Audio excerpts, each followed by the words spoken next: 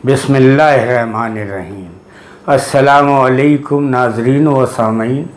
मैं अबुल हसन उस्मानी अपनी नई वीडियो के साथ हाजिर खिदमत हूँ।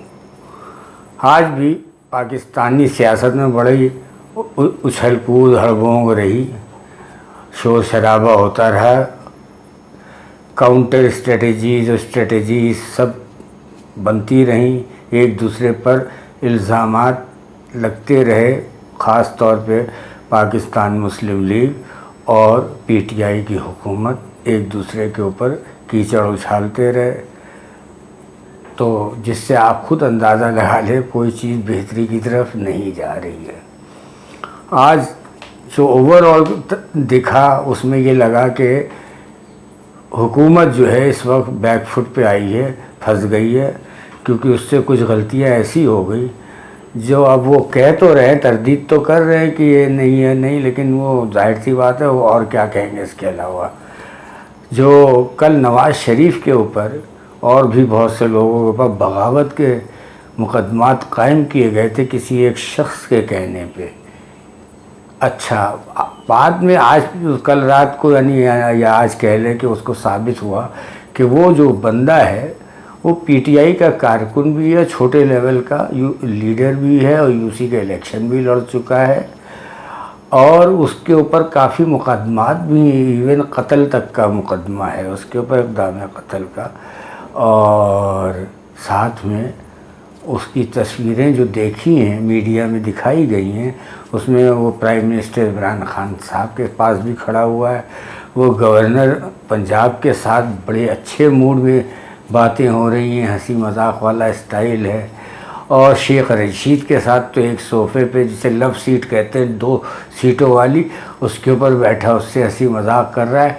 डिस्पाइट ऑल दिस पीटीआई कह रही है मेरा आदमी नहीं है, इसने अपने इंडिविजुअल लेवल पे किया है और इसने जो मुकदमात कायम किए हैं वैसे किए हैं और वैसे किए हैं और ये नहीं। लेकिन तस्वीरें तो सच बोलती हैं, आप जितना भी कह लें, इंडिविजुअल जो होता है और जो आम आदमी तस्वीर आके गवर्नर के साथ खिंचाता है, वो तस्वीर बोलती है कि ये गवर्नर साहब जानते नहीं हैं या प्राइम मिनिस्टर साहब जानते नहीं, खिंच गई हैं, लोग आते जाते रहते हैं भी सही, लेकिन कुछ तस्वीरें खुद बताती हैं कि आम आदमी है या ख़ास आदमी है। तो ये तो आप लोग खुद उस तस्वीर को देखकर ही फैसला कर सकते हैं।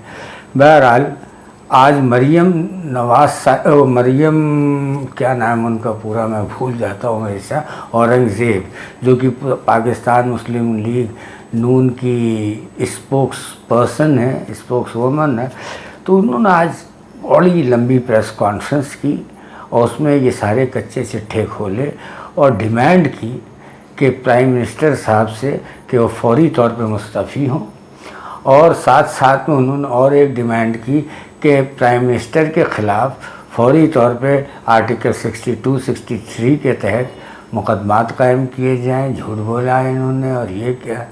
तो बहरहाल ये जब तक ये काम चलता रहेगा, माजी में भी गद्दारी के सर्टिफिकेट बंटते रहे हैं, आज भी बंट रहे हैं, और ये गद्दारी के से जब सर्टिफिकेट बंटना शुरू होते हैं ना, तो हमने हमेशा ये देखा है कि पाकिस्तान के अंदर तबाही आई, इसके अलावा कुछ नहीं हुआ, बेहतरी नहीं आई है।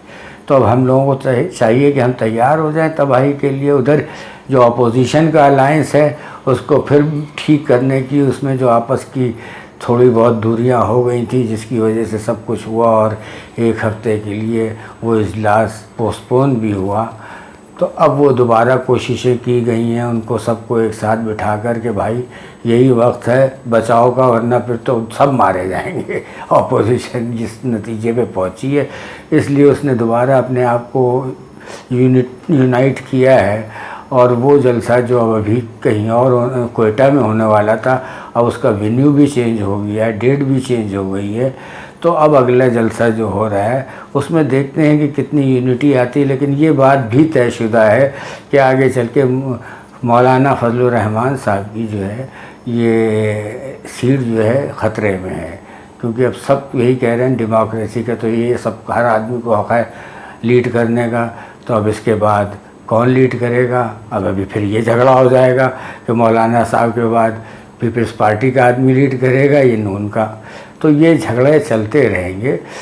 जो लब्बे लुबाब है वो ये है कि अभी तक right from top to bottom कहीं किसी लेवल पे कोई सिंसियरिटी नहीं दिख रही है, कोई सीरियसनेस नहीं है किसी भी लेवल पे।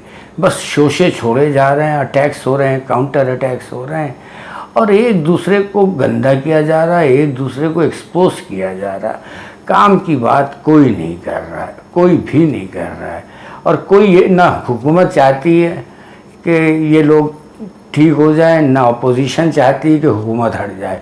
ये सब अपनी अपनी सियासी दुकानें चमका रहे हैं और आवाम को बेवकूफ़ बना रहे हैं। आवाम के ऊपर वही पेट्रोल और बिजली और गैस के बम गिरते जा रहे हैं, महंगाई बढ़ती जा रही है। हद हो गई कि इंसान का जीना मुश्किल है।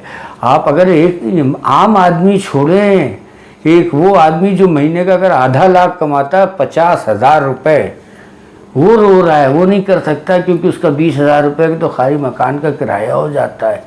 और कम से कम भी आजकल इस शहर में 2 कमरों का मकान भी होगा तो वो भी 20,000 से कम नहीं होगा। 10,000 रुपये चले जाते हैं उसके गैस और बिजली में, 30,000 रुपये तो सीधे सीधे इसमें चले गए।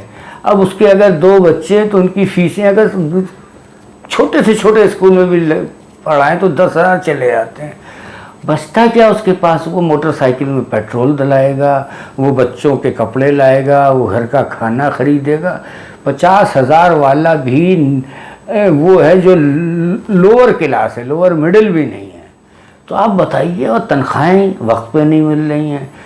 जालिम इतने हैं कि वक्त पे तनख्वाह नहीं दे रहे हैं, तनख्वाह कम करके दे रहे हैं। अब वो जो भी मजबूरियाँ हों, at the end of the day जो रिसीवर है वही तकलीफ़ में है, बाकी कोई तकलीफ़ में नहीं। सब पे मज़े आ रहे हैं। तो हम भी दुआ करते हैं, आप भी दुआ करें कि भाई ये हालात बदलें, लोगों के दिलों में गुंजाइश पैदा हो और बजाय अपनी लड़ाई लड़ने के ये मुल्क के लिए लड़ें, ये कौम के लिए लड़ें तो शायद बेहतरी आ जाए। तब तक के लिए अल्लाह हाफ़िज़। पाकिस्तान जिंदाबाद।